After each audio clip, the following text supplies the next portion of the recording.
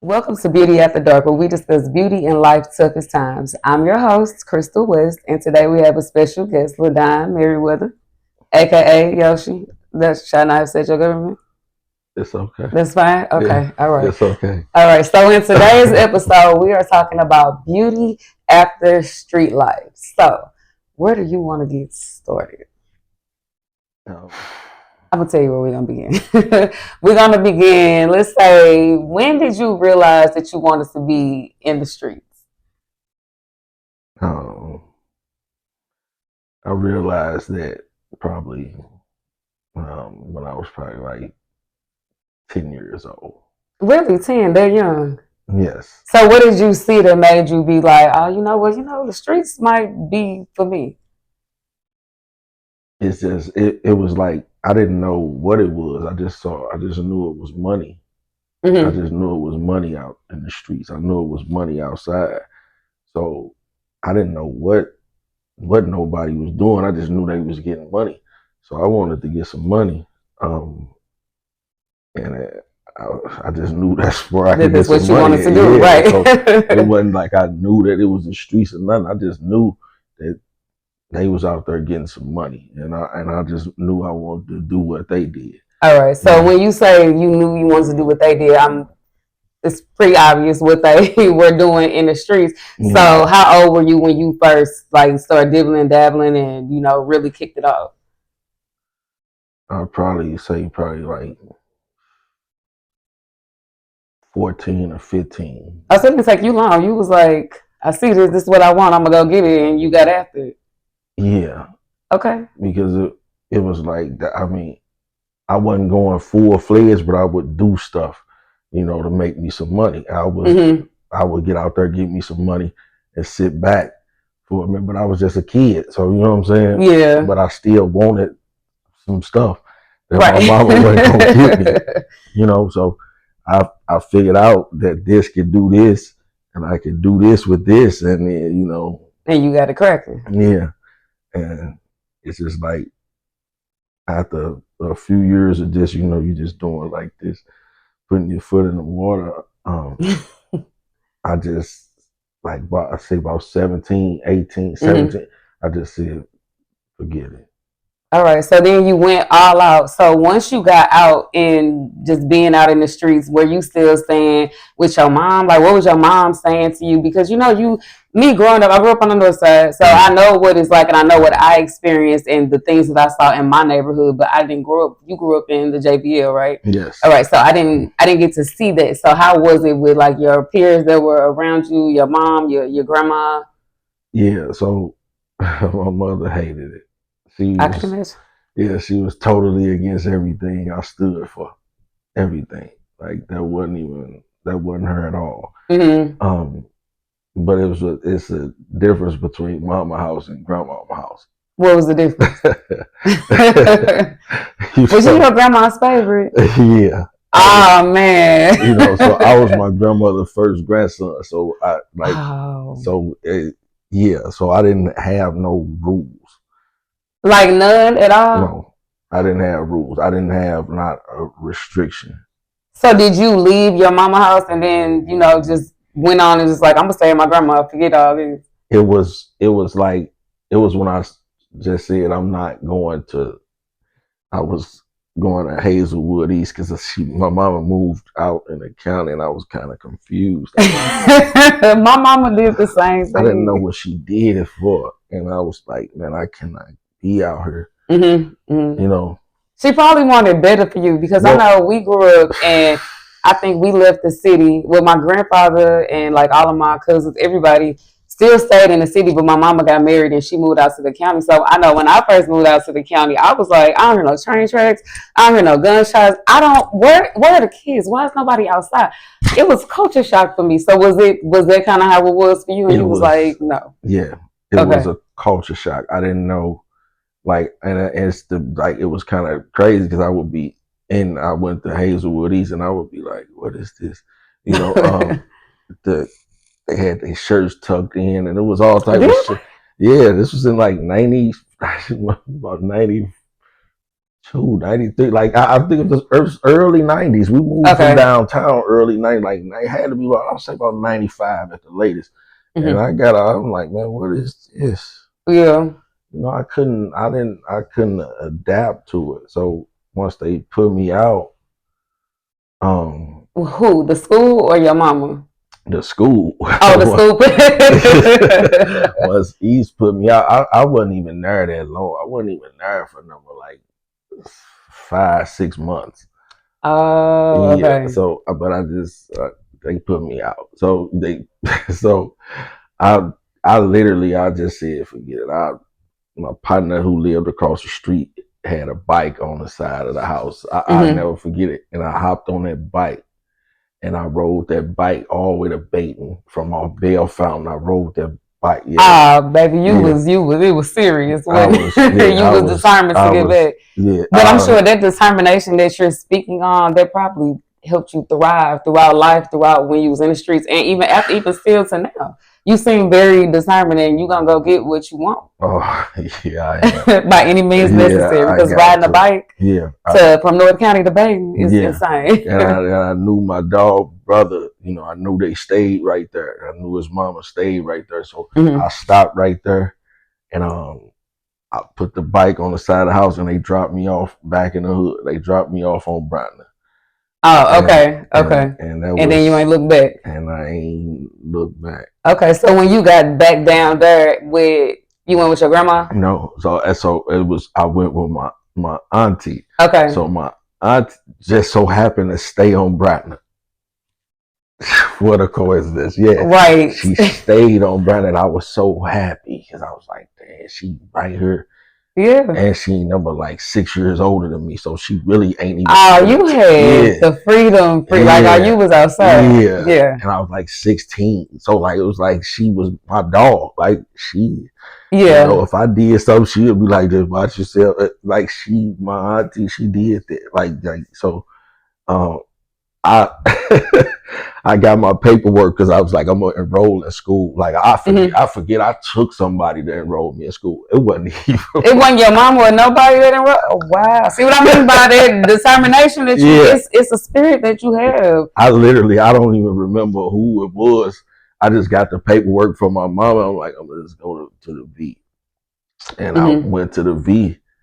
Okay, all the Vashon people gonna be watching. That's like a cult. Yeah, I went there, and I wasn't there long either.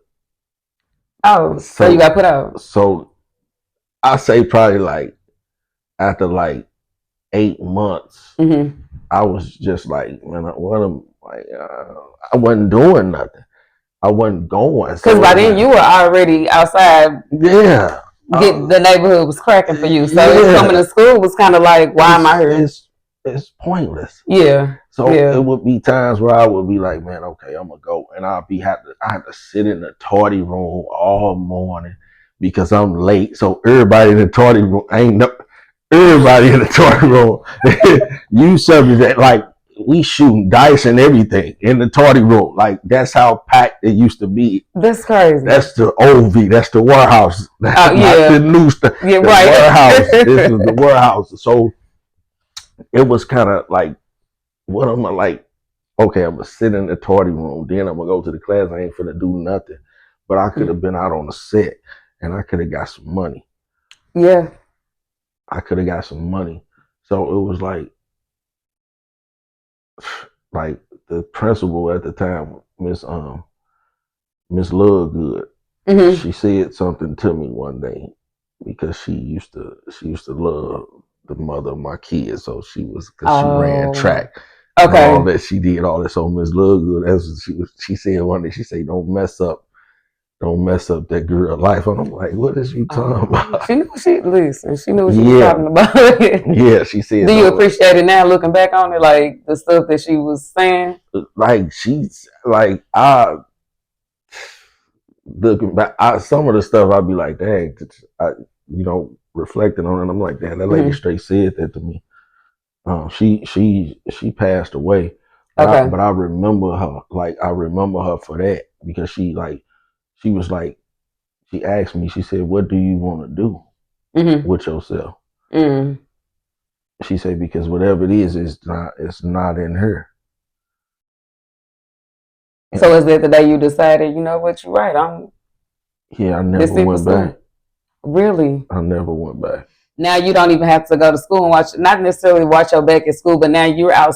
You didn't go back to school, so now you're in the neighborhood, and if you out there making money the way you know, if you really get into it, I'm quite sure that came with like a lot of drama. So can you talk about like the any shootings with your friends, as far as did anyone you know? I'm quite sure any of your friends were killed per se, or you know. Yeah. So really the it really didn't get like serious like until like probably I hit like 19, 20. You know, that's when Okay. it really like that part of it escalated because I mean, I'm from a hood. Right. So I mean, one thing about a neighborhood, what I learned is you inherit beef in a neighborhood. Mhm. So even if Mhm. you don't have nothing to do with it, you got something to do with it. Absolutely. You Yeah. know. Yeah. So um, I just knew, like, I just knew with that, where how we started with that, it was just protect your people. Protect what's yours. Yeah, Right. it's just it wasn't. I've never done nothing like just started no shit like that. You know what I mean? Right. Yeah. So it was always just make it back home. That was the mission, and like that was how we was raised in the 80s. So Mhm. when the 90s kicked off and when the gang banging kicked off, we carried that same mentality from the 80s to the 90s. Mhm. Because I mean, in the 80s, it wasn't none of that. In the 80s, that's when I fell in love with the hustle because I Okay. used to see the hustlers. I'm talking real hustlers. Mhm. Um, Dudes that made millionaires, that they millionaires that made it out the hood. I used to see it. The Mhm. 80s, like when you look at the movie Paid in Full, Mhm. that's how Brighton Alley used to be.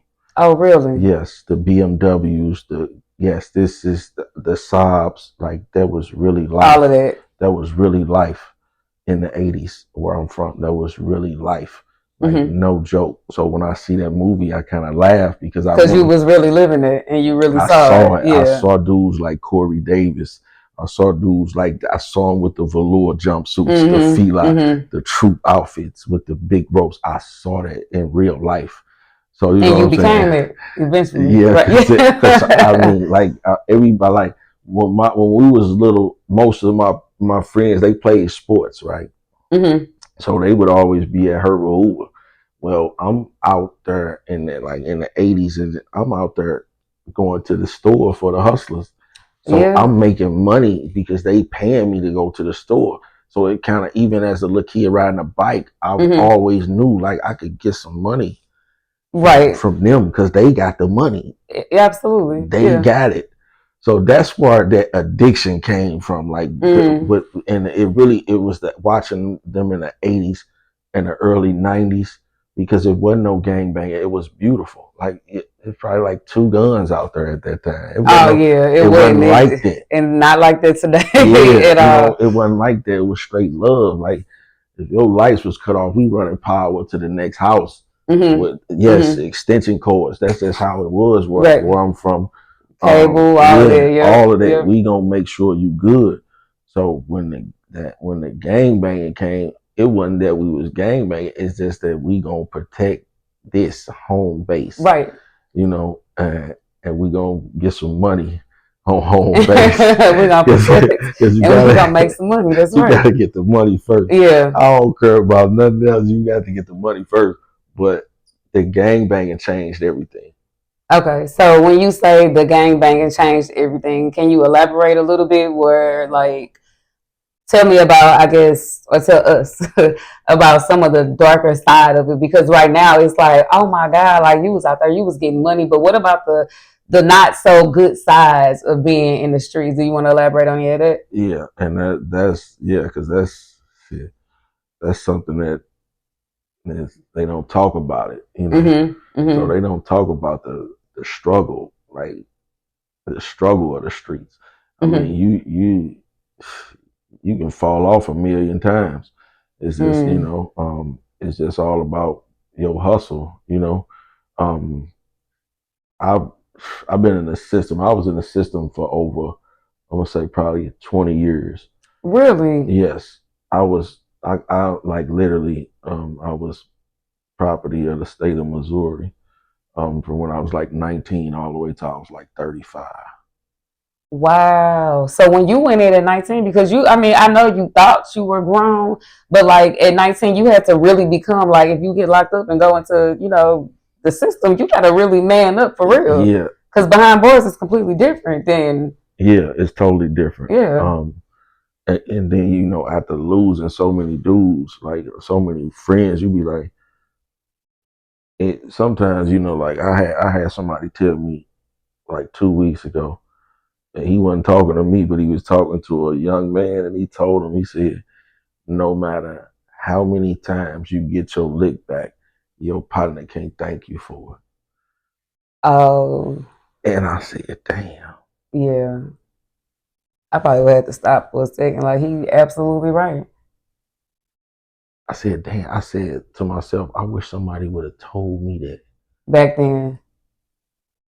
Yeah. Because that was the truth. No matter what you do, your partner's still gone and they can't even thank you for what you did. And it Yeah. was like, whoa. So, And a but lot of people don't talk about that either. Like, you literally wish your homeboys one day, and then the next day anything could pop up and then they gone. And it's like, I literally was with somebody all day, every day, and then here we are, and it's gone. and they're gone. Yeah. And it's like, so when the first time I went, I got locked up. I got out. Mm-hmm.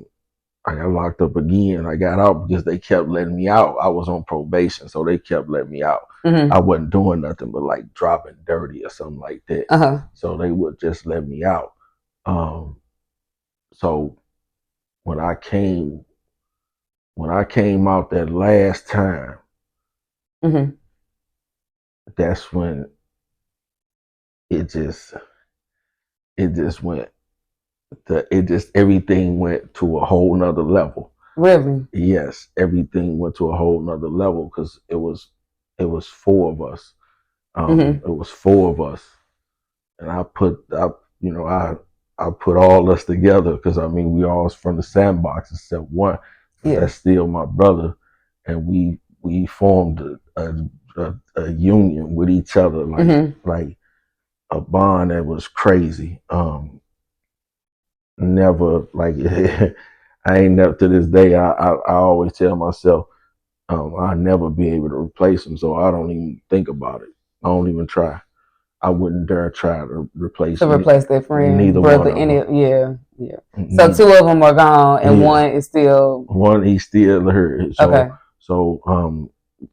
like I said, everything went to another level from the hustle to the game. Everything just started moving fast. It just started moving way faster, and we was doing way more. Mm-hmm. And then like I'm at this point, I'm probably like 21, and at 21, like we have more money than our parents. Oh, Like yeah. we making real money. Yeah. Like we making Probably real more money. than in one day. Like yeah, Yeah. like one day, like stuff like that, and we making real money. And you can't tell us nothing because the way we look at it, we gonna bond out.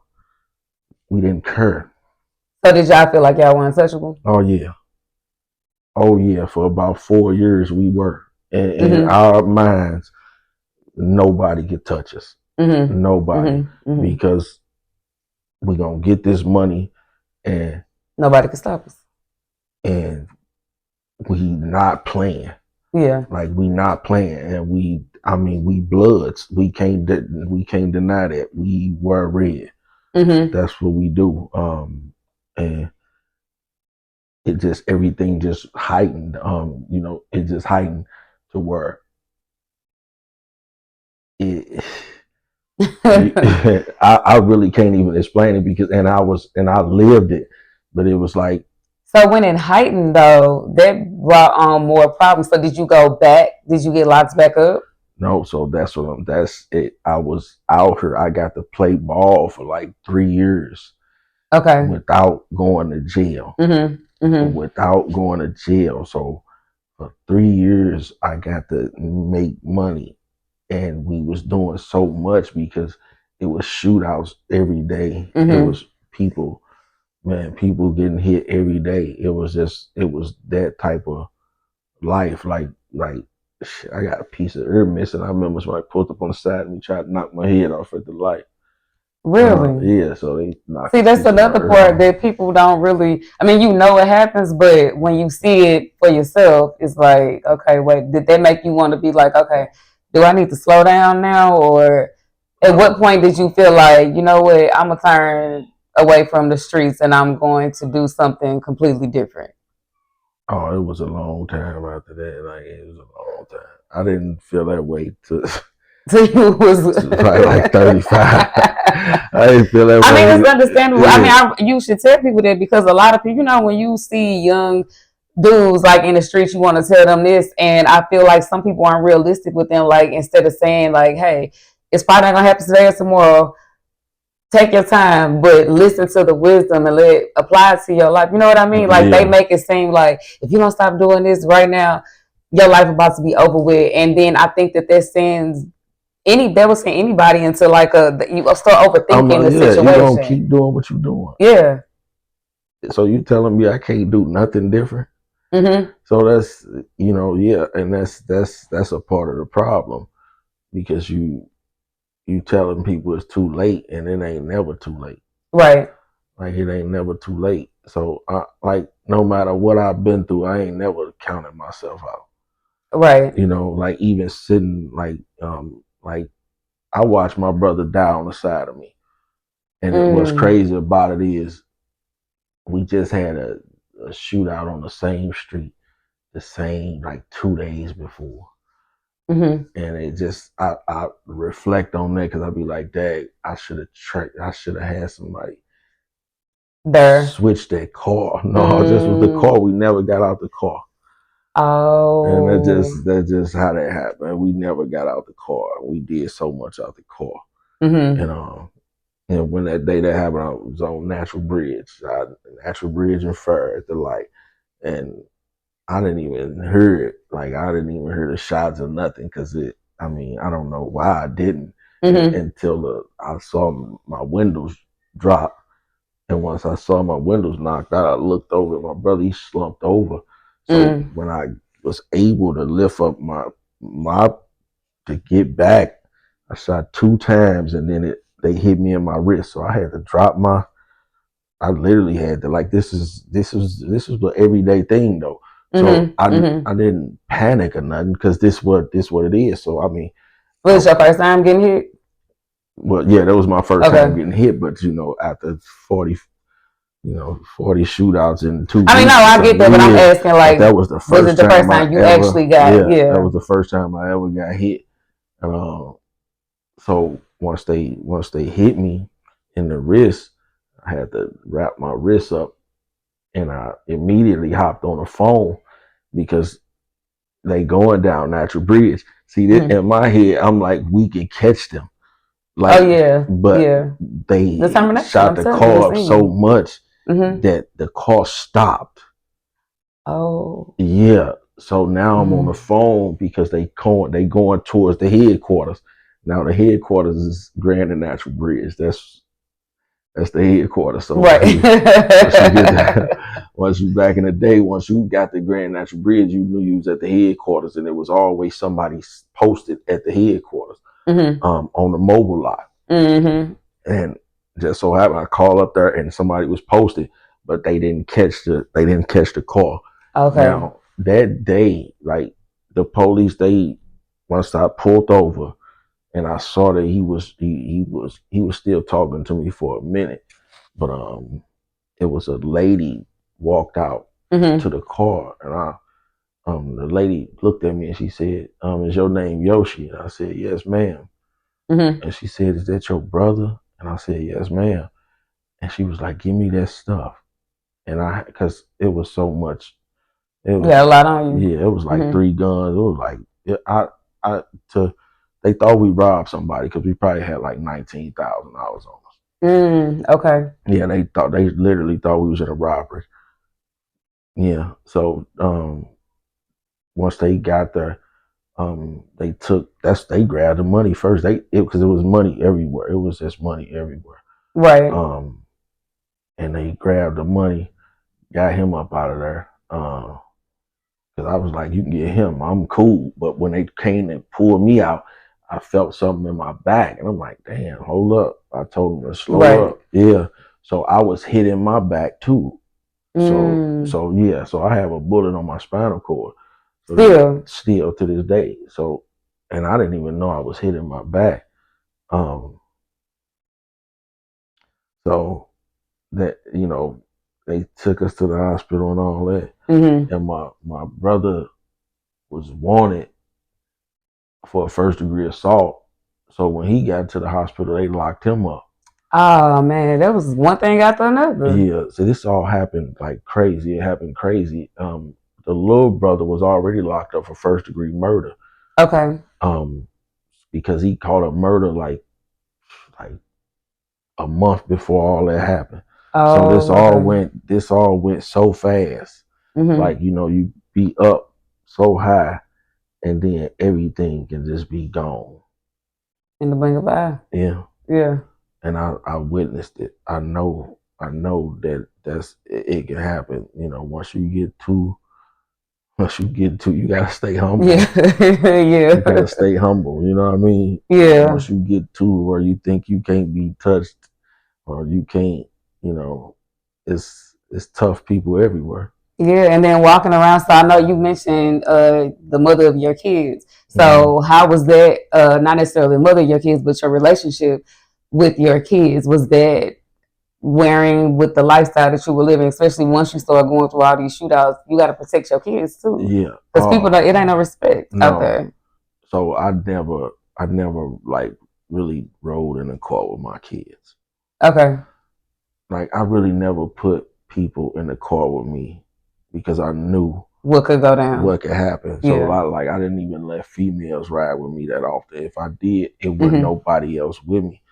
Because I already know. Like I already know what could happen at any moment. Yeah. Yeah. So it was like with the kids, it was like they was little too though. So you know what I mean.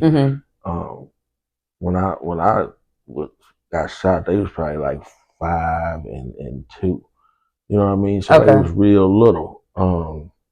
They was real little. So I really I didn't let them ride with me. I didn't do that at all. So and by the time like how crazy life is, like, so they waited for me to heal up. The police waited for me to heal up, and I was going to court. So I guess they found my court date, and I was going to court because I didn't know till then that they was looking for me for like 2 years.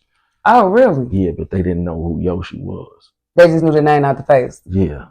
Okay. So they was looking for me for a long time, and they didn't find out who I was till I got shot. Oh, okay. And so once I got shot, I couldn't I couldn't move. Like the police sat at my door at the hospital. Yeah. Like straight like they weren't playing. Yeah. Yeah. When I was released from the hospital, everywhere I went it was a police. Oh, they was on it. Yeah. Yeah. Everywhere I went it was a police. And it was the gang unit. Everywhere I went, the gang unit was there. So even me being limping and all that. So I said, you know what, I'm finna stop. I'm gonna go to Forest Park and just enroll in school so they can leave me alone. Right. Get off my back. So they can leave me alone. Yeah. And I would be coming out of Forest Park and they would be sitting right there. Yeah. Oh, they wanted to. They would. Yeah. Sorry. Them 2 years. They wasn't going for it. So, and that's to this day. That's my brother. His name Ronnie. He just retired. He was a major. And when he brought us down, they boosted his whole rank up. But he was just really? Yes, because he did something. He brought like 4 hoods down. He was the head of the gang. Yes, I gotta respect him because he respect me. It would be times where I get pulled over after they found out who I was, and he would like I could hear him on the walkie talkie. I used to be like, who is this black dude with all this power? Like he telling these people what not to do. Yes, he used to tell them, you better not put your hands on Yoshi. Wait till I get there. Like this is the stuff that I used to hear over the walk talk. I'm like, damn, who is this dude? This dude straight up. You know, I was like, this dude hard. Yeah. I didn't look at him like I'm like this nigga hard. Yeah, so, right. So, I mean, seeing a black man with power, especially back then, I was like, I would have felt the same way. I'm like, this nigga hard. And now that around this time, it's like 2002. 2000, like right up in there, like so. I'm like, damn, this dude hard because I had never saw that in a police. Yeah, never. It's still rare. Yeah. So when I went to court, they found out that I had a court date, and I went to court, and I was about to get off probation, and my PO was like, I'm not. And shout out to my PO, I love that lady. So because she fought for me.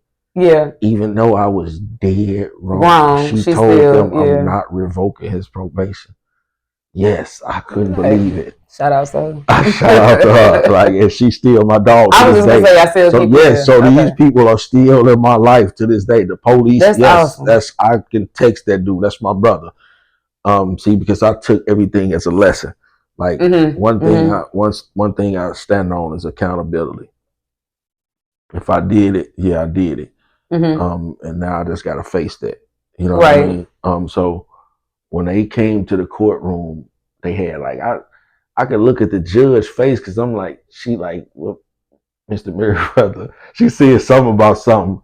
And then when I looked at her face, I could see her whole face get still. And I'm like, what is she looking at? Yeah, I was like, what's going on? And I turned around and it was like 10 police walked in the courtroom. And they had boxes of stuff. They had so many files. On you? Yes. They was like, all right, we was watching you for 2 years. Here we go. Yeah, and they had so much stuff. And I'm like, man, what the fuck? I knew they wasn't there for nobody else. I knew they wasn't. Because he right there, Ronnie right there. Shit, I know they ain't there for nobody else. And the judge said, have a seat over there. So immediately they handcuffed me. And I didn't see the streets for 5 years after that. Oh, man. For 5 years? For 5 years. So they tried to give me 30 years for organized crime. And I was like, how the fuck?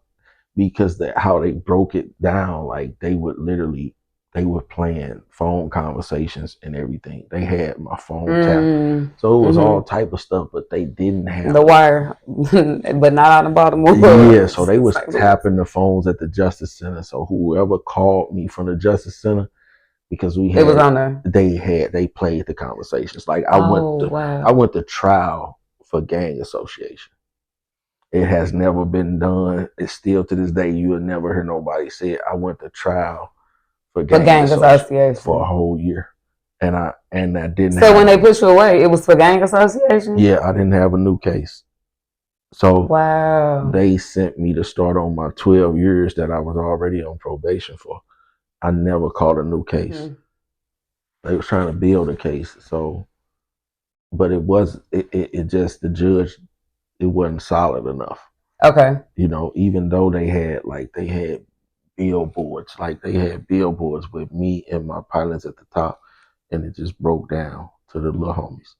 Like literally like the mob. They had been watching for that long that they knew every position of that everybody played and who was what and wow. Yeah. Yeah. And so you went up.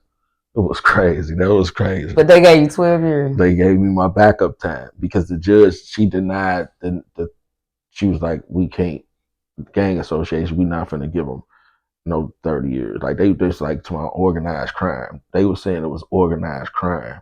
Yeah, they wanted me to be done. They did. They was trying to get rid of you. They wanted me to be done.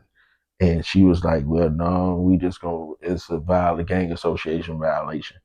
And she just, after a year going back and forth to court with them people, because I didn't have no bond. She just said no.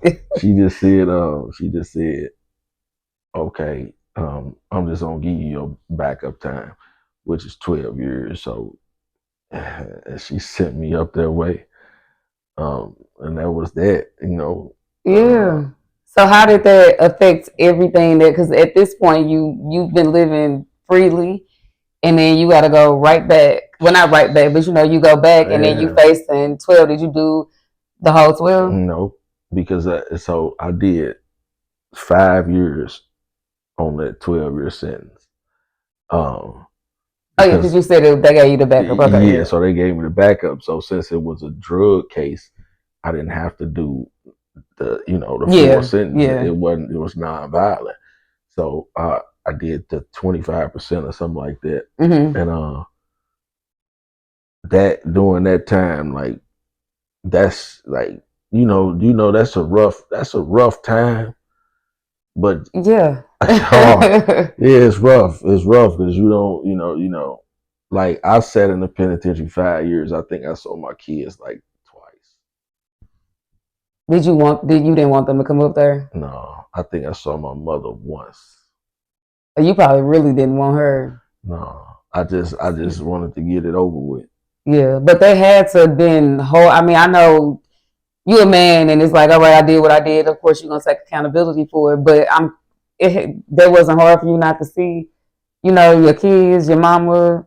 It Well, not was necessarily hard for you. Let me say this for them. Were your kids because they were older now? Were they like, no, yeah, y'all because want to come? they were, but they were still little. You know So what I they probably was mean? trying to still have fun and So stuff. yeah, so they Yeah. were still Okay. little. So they really, they probably just was like, okay, because I used to talk to them. As long as the way I looked at it when I was in those type of situations, as long as I could call and as long as there's money on my books, I'm all right. Right. I don't need That part. no, yeah, I don't need no visit. I see when I get there. That's just how I used to do that type of stuff. Yeah. So when you were in the penitentiary, what good can you say came out of there while you were there? Like now that you're looking back on it, Right. was there some good times? Of course you look at it like, dang, he was gone for 5 years. It's all bad, but I'm quite sure you found something, made something positive out of that, or learned some type of lesson. Yeah. So like that's that thing. Like in a dark time, Mm-hmm. can you find something? Can you pull something out of it Right. that can give you the the strength to get through that dark time? Right. So you Exactly. have to be able to, you have to be able to find something that can get you through. So what did you Um, find? I found an ink pen Really? and I fell in love with writing. I just fell in love with writing, and I used to just write, and it was crazy because I was writing music. I was literally writing music, and it was like, hey, should I say this? Should I say this? It became like it became literally something that I did. Like and Mm-hmm. that's what I found. I found writing. Did you have a love for music prior to going in, or Oh, did I this was love something that you music. found inside of yourself when you had more time to I yourself? love music. Okay. Like in the '80s, I used to break dance. Did you really? Yes, like we You had gonna to. do it for us right We now? had to. Or no, we're not No, doing it? I ain't on Okay. that. So, so like we used to have a cardboard. Like we used to have a cardboard. I'm hip hop. Yeah. Everything about me is hip hop. It's Mm-hmm. nothing like it's the culture. Right. It's the culture that I come from. It's nothing about me that's not that. So Mm-hmm. Mm-hmm. yeah. So when I found out I could do it, like I found out I could do it. My I had a partner from the Bud, Mm-hmm. Budweiser, OG Crip. That's my dog. Mm-hmm. And Budweiser taught me how to write it. He was like, "You just got to do it like this, yo. Write it like this. Write it like this." And put your life in your music. And yeah, and but at that time I didn't think I could say that. You know what I mean? Because I'm like, Oh. Wise, are you sure? Right. Like, sir, now let's be Like, for real. yeah, man. Like I can say this because I don't want to just say Mm-hmm. this. And one day I was on the yard and I heard somebody gave me a Jeezy tape. And I put the Jeezy tape in and I said, hold the fuck up. Right. Hold on. Who is this? out the yams at his auntie house and all this. Who is this? Oh yeah. Like this dude, if he can say that, Mm-hmm. you know, I'm like, you got something to say. Yeah, it made it kind of different because you know I'm really like Pac. It's just ain't nothing like I'm a Pac. Pac was my first mentor. Yeah. So like ain't nobody gonna ever tell me nothing about Pac. About Pac. Yeah, okay. You know what I mean? So right. And that's kind of like where I get the like people like say like I tell people I live by the Pac laws. Mm-hmm. Elaborate. Yeah, Pac laws is Pac taught me. Pac taught me, even though he taught me something negative, he taught me how to be a strong ass black man. He taught me how to never take shit from nobody. Mm-hmm. And you stood on it. Yeah, and I stood on that. He taught me how to fight for my people. You know, he gave me a sense of like I'm proud of being black. Like Pac did that. And you're doing that still, like right now, you're doing that. Right. Fighting for your people, like still, like to this day. Like, and it's crazy. Like sometimes I'll be thinking I'm living in a dream. Do you really? Yes. So you want to tell, like, elaborate on that? Like, when you say living in a dream, because I know you do a lot in the community. Yeah. You do give backs. You know, you are like actively involved, and I think that that's awesome because you can tell that you're well respected when you can go back. And, you know, things are completely different from when we were growing up in the neighborhoods that we grew up. To go back and have that same respect and you able to give back and it's non-violent. Yeah. Like, that's awesome. And I just, like, like I said, sometimes I wake up and be like, dang, man, this is what I do. Right. You know, this is what I do. And it's like I come from the JVL. Mm-hmm. And Mr. Shepherd, which is a black man who created the JVL. Mm-hmm. You know what I'm saying? Once I start learning about my history of my community, it literally just changed how I looked at it. So, So I still fight for my community to this day, but it's in a different way that most people don't see because they not sitting in the board meetings with me. Oh, right. You know what I mean? Right. So I still fight for the JVL to this day. And I still fight for Mr. Shepherd vision. Mr. Shepherd literally took men in the community and went to each vacant house and rehabbed it themselves. Oh, wow. Yes. Like that's so like stuff like that. That's what pushed me. Okay. You know, no petty stuff push me. That's the type of stuff that push you. Yeah. You know, to know that a black man took his neighbors, his brothers, you know, next door neighbors, and they took each house and rehabbed it themselves. Yeah, that's amazing. And they couldn't get funding for it until Mr. Cecil came along, which is Mr. Cecil is a white man. Who lived on Dayton. Mr. Cecil is still living. I love him to death. Oh, that's good. Yeah, okay. He's 83. You know, he's still here, and he is still he. Mr. Shepherd was everything to him, and this is a white man. Mr. Shepherd taught him everything. And Mr. Shepherd, once he met Mr. Cecil, they went in the bank, and he was like, okay, now. Let's get it started. Let's get this started. Do it. And that's how the JVL started. Wow, that's awesome. Like that is so that's your background and that's where you came from. That's where I come from. Yeah. And then speaking of where you come from, we're gonna talk about your book because you are now a published author and the name of your book is 3100. That's right. And I know we talked about a lot of the things in there, but is there anything that you want to elaborate on or I'm gonna put the link in the description so you guys are able to buy the book and please support him. He has an awesome, amazing story and it is, this book, I read it and it was amazing, but I need to know when the continuation of this is coming. Yeah, so like it's coming, but it's the thing, like I'm still living it. Yeah. You know what I mean? We can do like at least a part 2 and then 4, 5 will be later. No, it's gonna be 3. My number is 3. Nothing is more powerful than the 3. Okay. You know, I'm from the 3100 block. I knew you was about to say that. That's why I'm just looking at you like he finna go ahead and take it here. The 3 is powerful though. It's a powerful number. Yeah. Even if you look it up, the 3 is a powerful number. So everything is the 3. So it'll be 3 series to that book because you know. Fine, I'm gonna just calm down and I'm gonna wait for the second portion of it. But if you guys do not wait, run to, where is it, at Amazon? Yes. Okay, run to Amazon so you can go ahead and get a copy of this book. So thank you for coming on the show today. Your story is amazing.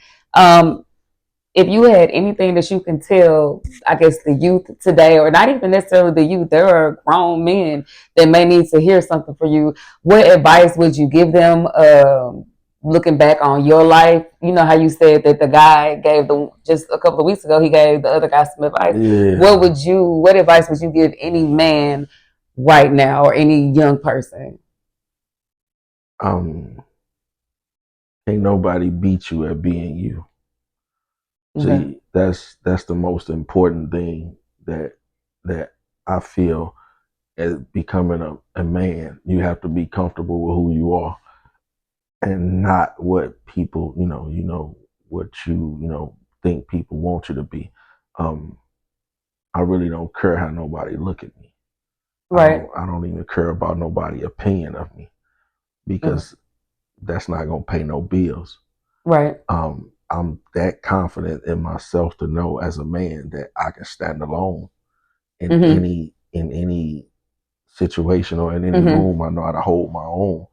And most of us, we fail at that because we trying to please our partners. That's good. Yeah, and you'll find out in the long run you're pleasing some niggas, and it's kind of crazy. Yeah.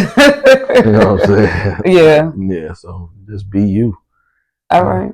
Okay. So any beauty, I know beauty is so feminine, but my last question to you would be, give us one thing, maybe not necessarily one, or just any beauty that you found in everything that you told us about today. I know we talked about you found the pen while you were incarcerated, but what about just over the whole span of part 1? Because I'm not saying that you glorifying it, and I'm not saying that we're condemning that, but that's a lifestyle that people are still living to this day, and people try to bring those type of people down. You know what I mean? And I feel like don't do that. There's beauty in any situation. So what would you say? So and that's what people have to understand. Like once we most of us come up, we gotta survive. So every day is survival. We're not bad people. We just trying to survive. Sometimes you got to show us how to live. We got to learn how to live. So, the whole hood in survival mode. You come out like that, but that don't make you no bad person. You know what I'm saying? I never, that's another thing too. Like you can't throw what I used to do at me and make me feel bad. At all. Everything I did, it was supposed to happen. That's right. Everything I went through was supposed to happen. I ain't gonna cry about it. I'm not gonna fold about it. Yeah. It made you who you are. It made me who I am. Yeah. I watched my mother take her last breath. I watched my best friend take his last breath. I watched my other best friend died 2 months before I came home from the penitentiary. So they found him on the side of a building. So I didn't already, it ain't really nothing you can do to I don't know. To bring you down. No. Yeah. No. Yeah. I like that. Well, I hope that everyone listening, that you guys learned something from today, and with beauty after the street life. So thank you. I hate to say it that way, but that's what it is. That's what it is. Life is it's beautiful. I'm not gonna complain at all. And you shouldn't. Look at you now. Not that you were bad then, but I'm just saying, you made it out. You survived. You a whole author. Right. I'm quite sure the younger you would be like, if you was to tell the 10-year-old you or the 14-year-old you that she was gonna write a book, I would you believe it? It's like even when I walk into my office and I see director of outreach on the door, sometimes my mind be still blown because I be like, I'm the director of outreach at a medical facility, and I Yeah. don't have a degree or nothing. All I have is a GED and street knowledge. So can't nobody tell me what my higher power can't do. Right. He That's what I'm can't saying. tell me. God looked out for you in so many what like I mean it's written all of you. Yo, they always say you can tell a tree by the fruit that it bears. Yeah, And I feel like the fruit that you like seriously, like you God looked out. yeah, he did, and I know it. Yeah, So yeah. that's why I move how I move because I know what he did. Yeah. I'm no different than Job, Matthew. I'm no different than somebody in the Bible. I Mm-hmm. have a testimony of what my high power did for me. If you feel that I'm wrong in any type of way that I said that, then you don't even know. You have Yeah. no idea. And I don't think nobody gonna tell you that they not gonna go there. Anyway, so like, before we go there, Yeah. remember, beauty always still shines in the darkest and the toughest places. So we will see you guys next time on the next show. Yes. Goodbye.